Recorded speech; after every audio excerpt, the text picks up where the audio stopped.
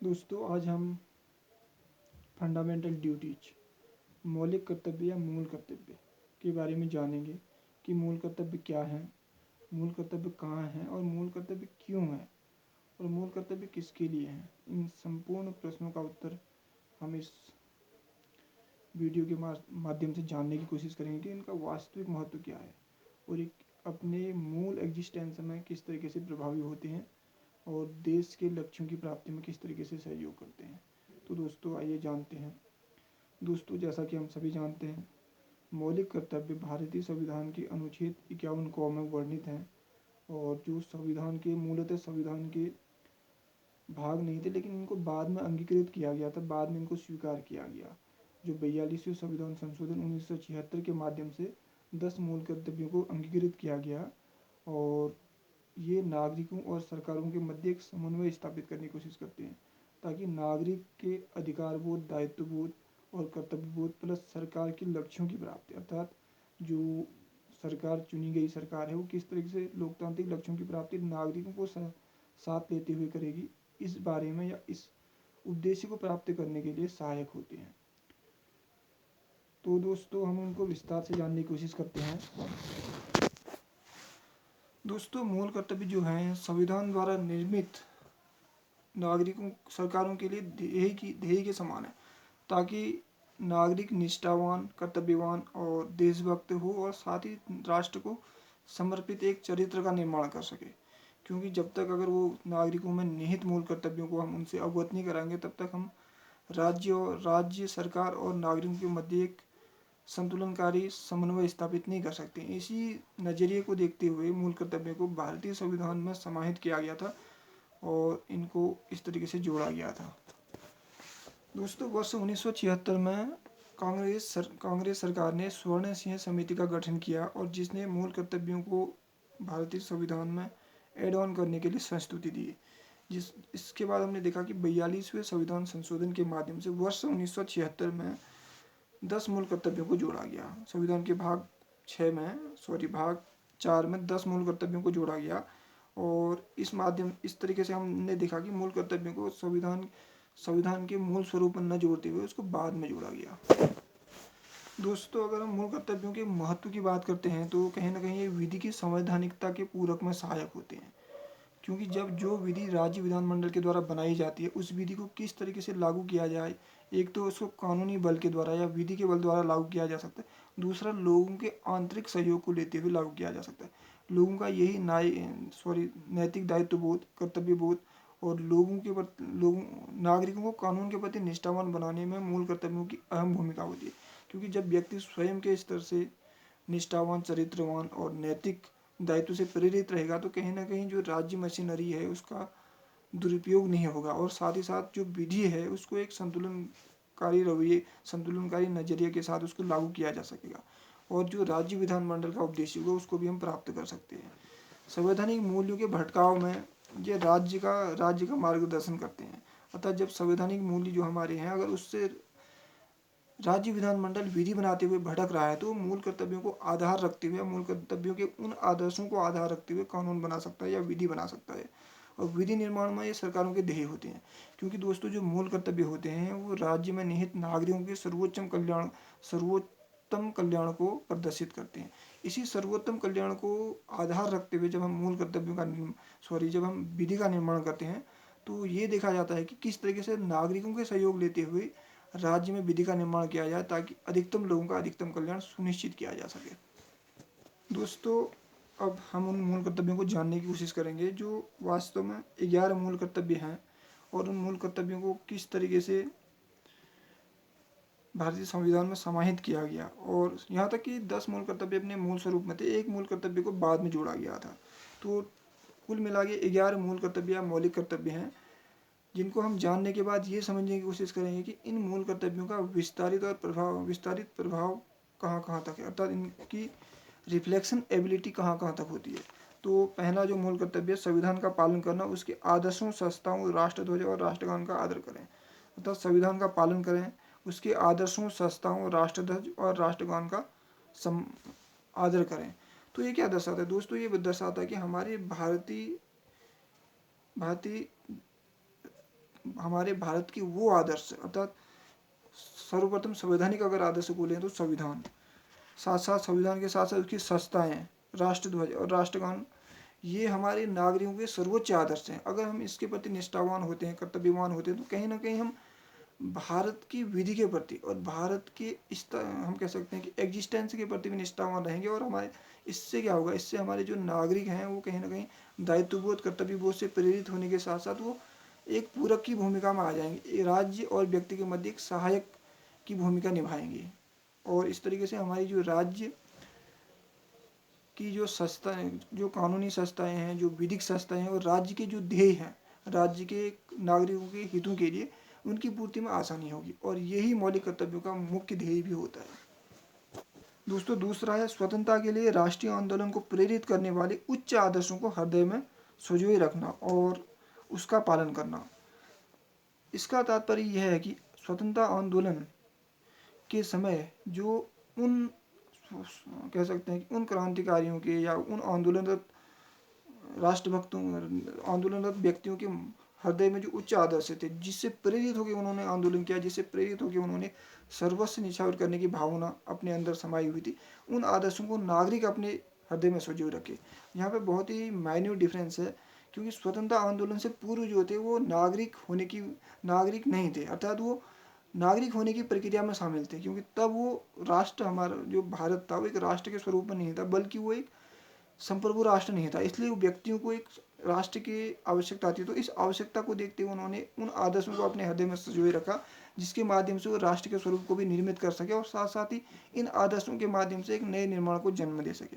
अगर इन्हीं आदर्शों को नागरिक अपने हृदय में, अपने मस्तिष्क में, अपने विचारों में, यहाँ तक कि अपनी कार्यशैली में एक्सरसाइज करता है, तो कहीं ना कहीं वो उस राष्ट्र के स्वरूप को जो स्वाधीनता सेनानियों के मन में थे, अगर उनको अभी नागरिक संजोए रखता है, तो कहीं ना कहीं न केवल हम उनके स्वप्नों को साकार कर रहे होंगे, वरन हम उस राष्ट्र के स्वरूप को और एक उच्च स्थान प्रदान कर रहे होंगे। और यही इस कह सकते हैं कि मौलिक कर्तव्य का मुख्य ध्येय भी है। और भारत की संप्रभुता, एकता, अखंडता की रक्षा करना, उसे अक्षुण्ण बनाना, अर्थात उसको अमिट बनाना।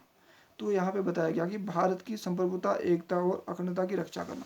तो ये भारत की संप्रभुता का मतलब है कि भारत के संपूर्ण नागरिकों की संप्रभुता, और साथ साथ भारत की स्वयं निर्णय लेने की संप्रभुता, स्वयं बिना बाहरी हस्तक्षेप की निर्णय लेने की संप्रभुता, और उसकी अखंडता अर्थात उसकी इंटीग्रिटी, कि भारत की इंटीग्रिटी इस पर निर्भर करती है कि भारतीय नागरिक एक हो और वो देश के प्रति निष्ठावान हो, देश के प्रति कर्तव्यवान हो, और देश के प्रति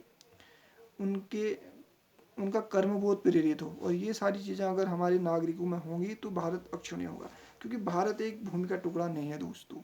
भारत जो है 1 अरब 35 करोड़ या जितनी भी जो जनसंख्या है, उन लोगों का एक सामूहिक स्वरूप है। उस स्वरूप को एकीकृत करना भारतीय नागरिकों की ही जिम्मेदारी है। और अगर भारतीय नागरिकों की ये जिम्मेदारी है, तो इस जिम्मेदारी का निर्वहन कैसे होगा? इस जिम्मेदारी का निर्वहन प्रत्येक नागरिक जब अपने अधिकार बोध, दायित्व बोध और कर्तव्य बोध और नैतिक बोध से न सिर्फ प्रेरित होगा, बल्कि उसको स्वयं में अप्लाई कर रहा होगा, तो कहीं ना कहीं भारत एक संपूर्ण रूप से अक्षुण्य होगा, अर्थात जिसको नष्ट नहीं किया जा सकता। और साथ ही साथ साथ भारत एक विकास को प्राप्त करेगा, और यही इसका एकमात्र ध्येय भी है। देश की रक्षा करना और आह्वान किए जाने पर राष्ट्र की सेवा करना। तो ये मूल कर्तव्य जो है दोस्तों, देश की रक्षा करना, तब जब देश संकट में होगा और देश में जब कोई विपत्ति होगी, जब देश को जरूरत होगी उसके नागरिकों की, क्योंकि मूल कर्तव्य नागरिकों के पास ही है। और देश को जब नागरिकों की जरूरत होगी, तो संकट के समय आह्वान किए जाने पर वो अपना नेतृत्व देंगे, अर्थात जो उनमें निहित क्षमता है उसको राष्ट्र के लिए समर्पित करेंगे और राष्ट्र की सेवा करना। क्योंकि अगर नागरिक अपने इन अधिकार बोध, कर्तव्य बोध, दायित्व बोध और नैतिक बोध से विरत होकर कार्य करते हैं, तो राष्ट्र एकता को प्राप्त नहीं करेगा, राष्ट्र का स्वरूप एकीकृत नहीं होगा। इसी भावना से प्रेरित होकर हमने कहा कि राष्ट्र की सेवा करना, जरूरत और आह्वान किए जाने पर राष्ट्र को समर्पित होना, और यही नैतिक कर्तव्यों का एकमात्र ध्येय भी है, ताकि हम संविधान की उस गरिमा का भी संरक्षण करें और साथ साथ देश की राष्ट्रीय गरिमा को भी एकीकृत कर सकें। इसके बाद है दोस्तों, भारत के सभी लोगों में समरसता, समान भ्रातृत्व की भावना का निर्माण करना, जो धर्म, भाषा, प्रदेश, वर्ग पर आधारित सभी भेदभावों से परे हो, और ऐसी प्रथाओं का त्याग करना जो स्त्रियों के सम्मान के विरुद्ध हो।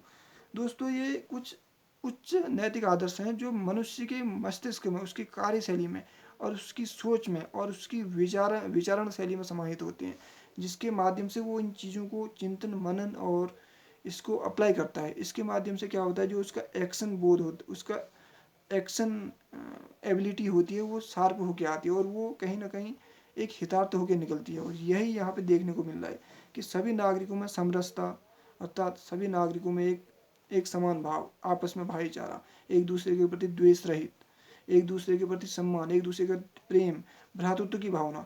भ्रातृत्व की भावना मतलब ये है कि एक दूसरे से अलग न मानना, अर्थात एक दूसरे को भाई मानना, एक दूसरे से संबंधित होना, अर्थात ये मानना कि ये मेरा भाई है। इससे क्या होता है, एक प्रेम की भावना जन्म लेगी और जब प्रेम की भावना जन्म लेगी तो उसमें एक असमानता स्वतः मिट जाएगी। वो असमानता चाहे वो लैंगिक हो, जाति हो, हम कह सकते हैं कि चाहे वो हम कह सकते हैं आर्थिक रूप से असमानता हो, अगर ये मिटेगी तो कहीं ना कहीं हम नागरिक सशक्त होकर आगे निकलेगा। अब जब नागरिक सशक्त होगा तो राष्ट्र स्वतः सशक्त हो जाएगा। तो इस तरीके से धर्म, भाषा और प्रदेश या उन पर आधारित सभी भेदभावों से परे हो, अतः नागरिकों में एक ऐसी भावना का निर्माण होना चाहिए नैतिक दायित्वों के माध्यम से, जो धर्म, भाषा और प्रदेश और वर्ग आधारित सभी भेदभावों से परे हो। अतः यहाँ पे बताया गया कि धर्म व्यक्तिगत मामला हो सकता है, भाषा व्यक्तिगत मामला हो सकता है, और यहाँ तक कि ये अगर इन भेदभावों से वो परे होकर कार्य करता था, इनसे ऊपर उठ के वो सोचता है, धर्म उसका निजी मामला हो सकता है लेकिन धर्म उसको विखंडित नहीं करना चाहिए। अतः धर्म उसको एक, हम कह सकते हैं कि उसको एक विभिन्न स्वरूप नहीं देना चाहिए, एक ऐसा स्वरूप नहीं देना चाहिए जो असमानता को जन्म देता है। अगर इन भावनाओं से ऊपर उठ के वो नागरिक का कार्य करता है और ऐसी प्रथाओं का त्याग करता है जो स्त्री सम्मान के विरुद्ध हो या स्त्री न्याय, गरिमा और उसके आत्मसम्मान के विरुद्ध हो, न्याय, गरिमा और उसके आत्मसम्मान के विरुद्ध हो, अगर ऐसी प्रथाओं को त्याग करता है तो कहीं ना कहीं यहाँ पे हम न सिर्फ लैंगिक भेदभाव को समाप्त कर रहे हैं, बल्कि पुरुष और नर और नारी के मध्य जो एक, हम कह सकते हैं कि एक हमारी सोचों का जो अंतर है उसको कम कर रहे हैं। हम क्या कर रहे हैं, जो विभिन्न नर और नारी जो एक यहाँ पे जिस तरीके से लैंगिक असमानता को जन्म दिया जाता है उसको हम मिटाने की कोशिश करें, ताकि उनके मध्य जो एक असमानता की खाई है उसको पाटा जा सके। और इस तरीके से अगर हम इसको करने में सफल होती है तो कहीं ना कहीं ये हमारा नैतिक दायित्व बोध जो है ये हमारे नागरिकों को एक उच्च आदर्श प्रदान करता है और साथ साथ नागरिकों के इस दायित्व को और प्रबल कर देता है। इससे न सिर्फ राष्ट्र प्रबल होगा बल्कि राष्ट्र के लोगों में एक निष्ठता, एक निष्ठ, हम कह सकते हैं राष्ट्र के लोगों में एक समानता को जन्म जन्म राष्ट्र के लोगों में एक समानता जन्म लेगी और कहीं ना कहीं राष्ट्र के लोग आपस में जुड़ा हुआ महसूस करेंगे। और यही जुड़ाव राष्ट्र को सशक्ति प्रदान करता है, राष्ट्र को प्रबल बनाता है और उसको उसके ध्येय की प्राप्ति में सहायक होता है। अगला है दोस्तों, हमारी सामाजिक संस्कृति की गौरवशाली परंपरा का महत्व समझें और उसका परिरक्षण करें। दोस्तों यहाँ पे हमारी सामाजिक संस्कृति की गौरवशाली परंपरा का तात्पर्य यह है कि भारत के निर्माण से पहले और भारत के निर्माण के बाद वो सारे उच्च आदर्श, वो सारे उच्च कर्तव्यबोध, वो सारे उच्च नैतिक दायित्वबोध और वो सारे उच्च, हम कह सकते हैं संस्कार जो भारत के निर्माण की नींव बने थे, उन उच्च आदर्शों को, उन उच्च अधिकारों को जो खासतौर से भारतीय संविधान की प्रस्तावना में निहित हैं, जैसे संप्रभुता, अखंडता, सम्मान, स्वतंत्रता, ये सारे अगर इन उच्च आदर्शों के साथ साथ वो आदर्श जो भारत के निर्माण में समाहित थे, चाहे वो गांधीवादी विचार हों, चाहे वो अम्बेडकरवादी विचार हों, चाहे वो अन्य कोई विचार हों, चाहे वो अन्य किसी भी क्रांतिकारी के विचार हों जो भारत के निर्माण में सहायक हों, चाहे वो विवेकानंद के विचार हों, अगर हम इन विचारों को अपने साथ लेकर चलते हैं, अपने कर्म क्षेत्र में इनको समाहित करते हैं, तो कहीं ना कहीं न सिर्फ व्यक्ति प्रबल होकर निकलेगा बल्कि राष्ट्र भी इसके साथ एक जुड़ाव महसूस करेगा। और यही जुड़ाव राष्ट्र और नागरिक के मध्य एक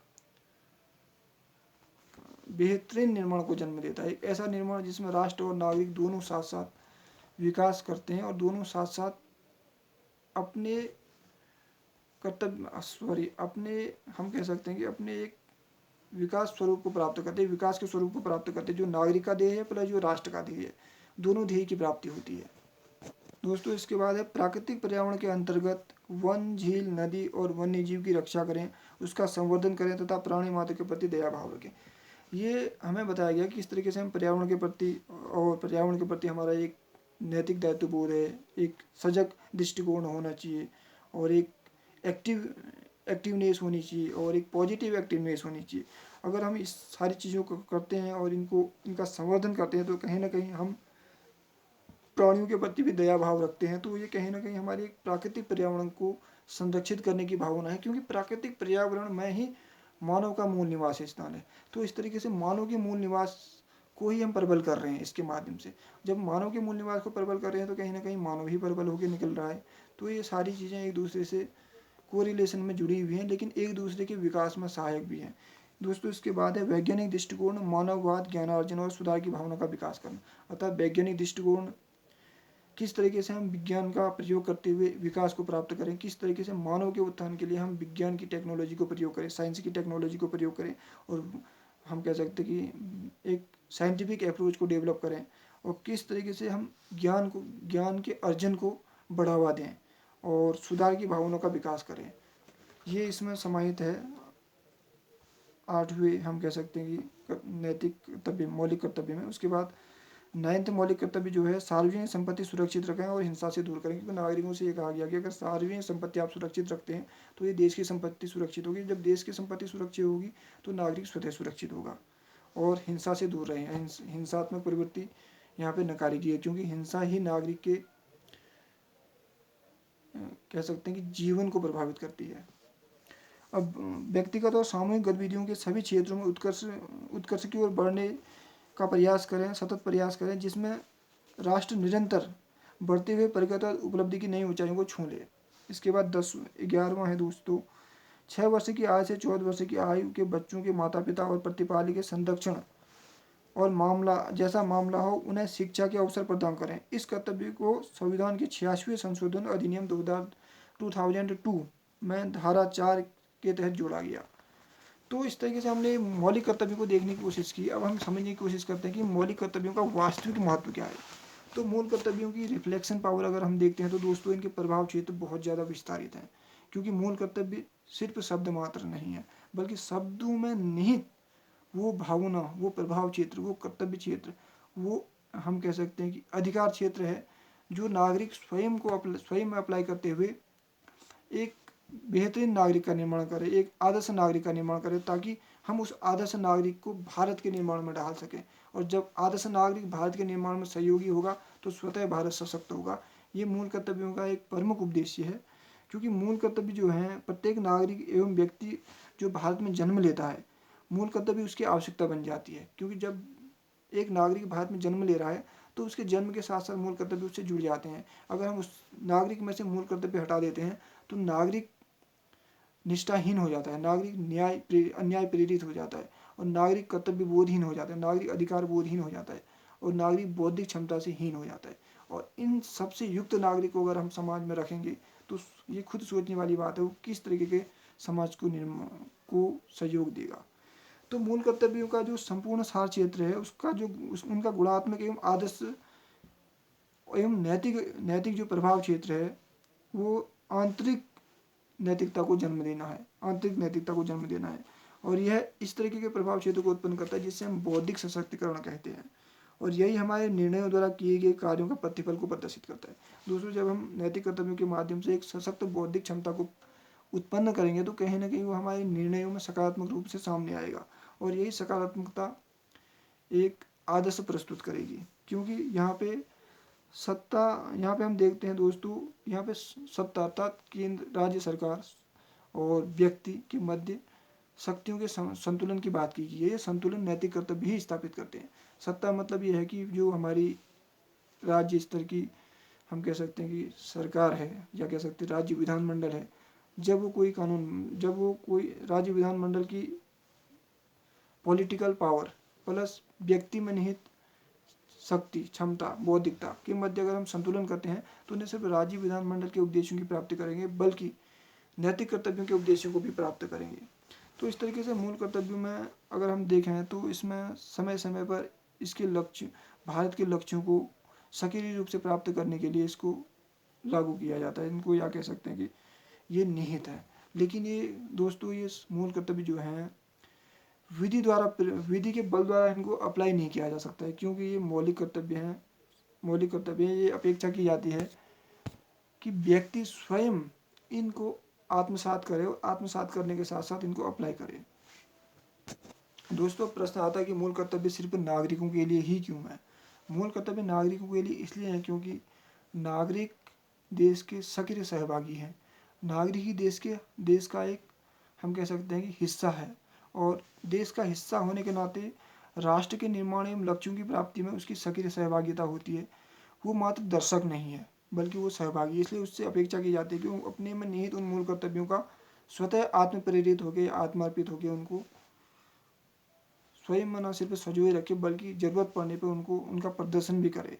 क्योंकि अगर हम इस तरीके से देखें कि एक क्रिकेट टीम है, क्रिकेट टीम में जो 11 खिलाड़ी होते हैं वो क्रिकेट टीम का अटूट हिस्सा होते हैं, और साथ ही वो क्रिकेट टीम से मनोभाव से जुड़े होते हैं, अर्थात उनके क्रिकेट टीम के प्रति निष्ठा होती है, उनके क्रिकेट टीम के प्रति एक कर्तव्य बोध होता है, एक नैतिक बोध होता है और एक दायित्व होता है। वहीं दर्शक जो होता है वो क्रिकेट टीम को से जुड़ा नहीं होता है बल्कि वो मनोभाव से जुड़ा होता है। दर्शक का मन का भाव क्रिकेट टीम के प्रति होगा तो एक दर्शक बन के जुड़ेगा, लेकिन क्रिकेटर जो होगा वो एक आत्मानुभूति से जुड़ा रहता है। तो यहाँ पे जरूरी नहीं है कि दर्शक के पास आत्मानुभूति हो और क्रिकेट टीम का जो सदस्य है उसके पास आत्मानुभूति होती है, लेकिन दर्शक के पास वो ये जरूरी नहीं है। ऐसे ही जो मूल कर्तव्य हैं वो नागरिकों को इसलिए दिए गए हैं क्योंकि नागरिक देश से अटूट रूप से जुड़ा हुआ है। इसलिए नागरिक और देश के मध्य एक आत्मानुभूति का संबंध है, आत्म अनुभूति का संबंध है। यही आत्म अनुभूति का जो संबंध होता है वो उसके देश के जुड़ाव, देश की एकता, देश के, हम कह सकते हैं कि एक गौरव और गरिमा को संरक्षण देता है। क्योंकि वो उस नागरिक जो है देश का हिस्सा है, देश का हिस्सा होने के नाते उसके कुछ कर्तव्य हैं, उसका कुछ रिलेशन है, इसी रिलेशन के माध्यम से वो देश के निर्माण में अपना योगदान देता है। जैसा कि हम जानते हैं अनुच्छेद 37 आर्टिकल 37 में भी ये विस्तारित रूप से वर्णित है कि राज्य का कर्तव्य है कि विधि निर्माण में वो इन मूल कर्तव्यों को सार स्वरूप में, या हम कह सकते हैं इनका अपनी विधायन प्रक्रिया में समाहित करे या समावेशन करे। तो इसका तात्पर्य है कि जब राज्य विधानमंडल भी अपने कानूनों का निर्माण राज्य के हित के लिए कर रही होगी तब उसका भी एक ये दायित्व हो जाता है कि विधिक दायित्व हो जाता है कि हम कह सकते हैं कि नैतिक दायित्व हो जाता है कि वो अपने कानूनों को सशक्त करने के लिए न सिर्फ इन नैतिक कर्तव्यों को अपने कानूनों में समाहित करे बल्कि राज्य के नागरिकों को का अधिकतम कल्याण भी सुनिश्चित करे। इससे क्या होगा कि विधायन प्रक्रिया एक आदर्श स्वरूप में अप्लाई की जा सकेगी। उसमें विधि का बल ही नहीं सिर्फ प्रभावी होगा बल्कि नैतिक बल भी प्रभावी होगा, क्योंकि जरूरी नहीं है कि विधि के बल में नैतिकता हो, लेकिन नैतिक बल में विधि का बल अगर समाहित है तो ये कहीं ना कहीं हम राज्य के लिए सहयोगी और कल्याणकारी भी होगा। दोस्तों, मानव अधिकारों की सार्वभौम घोषणा के अनुच्छेद 29 फर्स्ट में कर्तव्यों के बारे में एक छोटा सा कथन है। वह इस प्रकार है, प्रत्येक व्यक्ति के उस समुदाय के प्रति कर्तव्य हैं, प्रत्येक व्यक्ति के उस समुदाय के प्रति कर्तव्य हैं जिसमें उसके व्यक्तित्व का उन्मुक्त और पूर्ण विकास संभव है। ऐसे ही प्रत्येक नागरिक के अपने राष्ट्र के प्रति कर्तव्य हैं, राष्ट्र के प्रति हम कैसे कर्तव्य हैं जिसमें उसका पूर्ण विकास और उन्मुक्त विकास संभव है, पूर्ण और उन्मुक्त विकास संभव है। जो अनुच्छेद 29 जो सार्वभौमिक घोषणा अधिक कर्तव्यों की एक सार्वभौम घोषणा करता है वो यहाँ पे भी अप्लाई होता है, क्योंकि ये एक स्पष्ट रूप से समाहित है कि बिना दायित्व बोध के, बिना कर्तव्य बोध के हम नागरिक को देश से जोड़ ही नहीं सकते हैं। जब तक कर्तव्य बोध और नागरिक बोध जागृत नहीं होगा तब तक नागरिक स्वतः प्रेरित नहीं होगा। जब तक नागरिक स्वतः प्रेरित नहीं होगा तो हम उसको कितना ही विधि के बल के द्वारा उसको हम कैसे देखते हैं कि उसका समावेशन करने की कोशिश करें, नहीं कर पाएंगे। और विधि के निर्माण में सरकारों का ध्येय होता है। जब सरकार विधियाँ बनाती हैं, विधि का निर्माण होता है, चाहे संसदीय व्यवस्था के अंतर्गत हो या राज्य विधानमंडल के अंतर्गत हो, तो ये एक संवैधानिक कर्तव्य हो जाता है। अतः संवैधानिक कर्तव्य मतलब है कि संविधान में निहित उन मूलभूत भावनाओं की प्राप्ति के लिए हम कहीं ना कहीं नागरिक के कर्तव्यों को भी उनमें समाहित करने की कोशिश करें, ताकि नागरिक को इस प्रक्रिया का हिस्सा बनाया जा सके कि राष्ट्र के निर्माण में वो अपने नैतिक बोध के माध्यम से कैसे सहयोग दे सकें। और विधि इस तरीके से अगर निर्मित होती है तो विधि अपने उद्देश्य की प्राप्ति करेगी। विधि अपने उद्देश्य की प्राप्ति करने का तात्पर्य यही है कि विधि संवैधानिक मूल्यों की एवं लक्ष्यों की प्राप्ति कर रही होगी। मूल कर्तव्यों के पीछे नैतिक निष्ठा का बल कार्य करता है, और मूल कर्तव्य जो होते हैं, जब हम कहते हैं कि आत्म प्रेरित हैं, आत्म अनुशासित होते हैं, हम कह सकते हैं कि व्यक्ति स्वयं से प्रेरित होकर इनको लागू करता है, तो कहीं ना कहीं ये नैतिक निष्ठा का बल कार्य करता है। जब तक हम में नैतिकता नहीं होगी, जब हम नैतिकता के प्रति निष्ठावान नहीं होंगे, तब तक मूल कर्तव्य एक प्रभावी स्वरूप में सामने नहीं आएंगे, या प्रभावी स्वरूप में हम उनको लागू नहीं कर सकते हैं। और मूल कर्तव्यों का संसद द्वारा कानून बना दिए जाने पर उसके पीछे विधि का बल उसको प्रभावी बनाने के लिए कार्य करेगा। अब अगर मूल कर्तव्य को हमें लगता है कि जो मूल कर्तव्य हैं वो व्यक्ति के निष्ठावान व्यक्ति के बिना कानून के उनको लागू करना असंभव है, तो हम उनको एक कानूनी प्रक्रिया में उनको समावेश कर लेते हैं, और इस प्रक्रिया के माध्यम से क्या होता है कि वो विधि का बल उनके पीछे कार्य कर रहा होता है। क्योंकि जब कोई विधि बन जाती है तो उसके पीछे एक बल भी कार्य करता है, और वो बल होता है अगर कोई व्यक्ति उस विधि का पालन नहीं कर रहा है, या उस विधि की जो विधि का जो प्रभाव क्षेत्र है उसको उससे बाहर जाके कार्य कर रहा है, या विधि का उल्लंघन कर रहा है, तो ऐसी अवस्था में विधि को न मानने पर दंडनीय अपराध का प्रावधान होता है। और यही दंडनीय अपराध कहीं ना कहीं हमें नैतिक कर्तव्यों को लागू करने के लिए प्रेरित करता है। परंतु हमें इसमें कहीं ना कहीं नागरिक के सहयोग लेने की भी आवश्यकता होती है, क्योंकि विधि के बल के उल्लंघन में दंडनीय अपराध छुपा होता है। इसी दंडनीय अपराध के भय से प्रेरित होकर नागरिक अपने नैतिक कर्तव्यों को भी लागू करता है, और यहाँ तक कि अपने अधिकार बोध से भी प्रेरित होता है। दोस्तों, मूलतः नैतिक कर्तव्य जो होते हैं नागरिकों के दायित्व बोध और निष्ठा बोध पर निर्भर करते हैं। नागरिकों को जब पता होगा कि उनका दायित्व क्या है, और दायित्व के प्रति जब उनकी निष्ठा होगी, तो इस तरीके से वो अपने दायित्व के निर्वहन की कोशिश करेंगे, और इसी निर्वहन की कोशिश में हम मूल कर्तव्यों को लागू करने में सफल हो पाते हैं।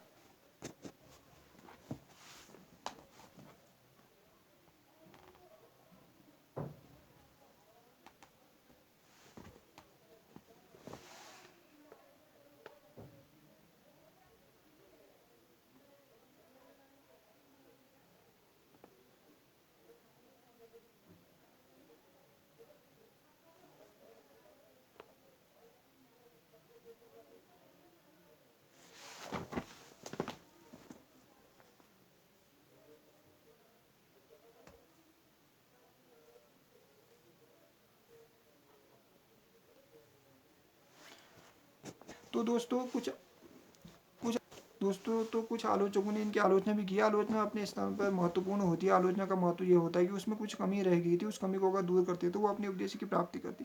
क्योंकि मूल कर्तव्य अगर हम मूल अधिकारों के साथ भी जोड़ते हैं, तो कहीं ना कहीं ये मूल अधिकारों के साथ साथ जोड़ने के साथ ही इसका विस्तारित स्वरूप हो जाता। क्योंकि हम हर चीज़ को कानून के बल द्वारा लागू नहीं कर सकते हैं। उसमें राज्य मशीनरी, उसमें हम कह सकते हैं कि प्रत्येक कार्य को हम राज्य के सिस्टम द्वारा लागू नहीं करवा सकते हैं। इसका स्पष्ट कारण यह है, अगर राज्य के सिस्टम द्वारा प्रत्येक कार्य को लागू करवाएंगे तो इसका मतलब यह है कि व्यक्ति में नैतिकता खत्म हो रही है। व्यक्ति स्वयं से प्रेरित होकर राष्ट्र के लिए कुछ नहीं कर रहा, स्वयं से प्रेरित होकर अपना कोई सहयोग नहीं दे रहा है। इसलिए मूल कर्तव्यों की मूल भावना को यहीं पे मूल कर्तव्य की मूल भावना को इसलिए समाहित किया गया ताकि व्यक्ति अपने स्तर से क्या सहयोग देगा। इसी स्तर के सहयोग के लिए हमने मूल कर्तव्यों की एक सूची निर्मित की, जिसके माध्यम से हमें कानूनी बल के द्वारा उनको लागू न करवाते हुए नैतिक बल के द्वारा, नैतिक दायित्व के द्वारा उनको अप्लाई किया जा सके। क्योंकि अगर हम देखें, मूल कर्तव्य नागरिकों से सहयोग की भावना की मांग करते हैं। एक ऐसा सहयोग जो राष्ट्रीय विखंडन के खिलाफ हो, एक ऐसा सहयोग जो राष्ट्रीय एकता के अनुरूप हो, राष्ट्रीय एकता को बढ़ावा दे, भ्रातृत्व को बढ़ावा दे, राष्ट्रीय प्रेम को बढ़ावा दे, और हम कह सकते हैं कि राष्ट्र के निर्माण में सहायक हो। क्योंकि मूल कर्तव्य अगर नैतिक सचेतक के रूप में कार्य करेंगे तो व्यक्ति को स्वयं पता होगा कि उसमें निहित क्षमताएं और उसमें योग्यता क्या है, और उसको किस तरीके से अप्लाई करना है, किस तरीके से वो राज्य मशीनरी के साथ, राज्य शासन व्यवस्था के साथ, स्थानीय शासन व्यवस्था के साथ, देश की शासन व्यवस्था के साथ एक संपूरक के रूप में कार्य करेगा। और यही संपूरक के रूप में कार्य करना कहीं ना कहीं हमारे राज्य शासन प्रणाली को, राष्ट्रीय शासन प्रणाली को और देश की संपूर्ण व्यवस्था को एक सुव्यवस्थित स्थान देगा, एक सुसंचालित स्थान प्रदान करेगा, जिसके माध्यम से क्या होगा कि देश को अव्यवस्थित होने से रोका जा सकेगा, देश को सुव्यवस्थित किया जा सकेगा, और देश के नागरिकों का आपस में जुड़ाव किया जा सके, ताकि हम उनकी योग्यताओं, उनकी क्षमताओं और उनमें निहित अंतर्निहित बौद्धिक कर्मठता और उनके संपूर्ण योग्यताओं को देश के निर्माण के लिए प्रयोग कर सके। ये एक तरीके से मूल कर्तव्यों का मुख्य उद्देश्य भी है। क्योंकि मूल कर्तव्य अगर हम कहेंगे, उदाहरण के लिए अगर हम कहें एक फैमिली है, फैमिली में हमने ये माना कि जो फैमिली का सबसे ज़्यादा योगी व्यक्ति है, जो समझता है कि फैमिली के लिए वास्तविक हित क्या है, तो उसके ऊपर सबसे बड़ी जिम्मेदारी होती है कि किस तरीके से वो आपस में एक पारिवारिक सदस्यों के मध्य समन्वय स्थापित करे।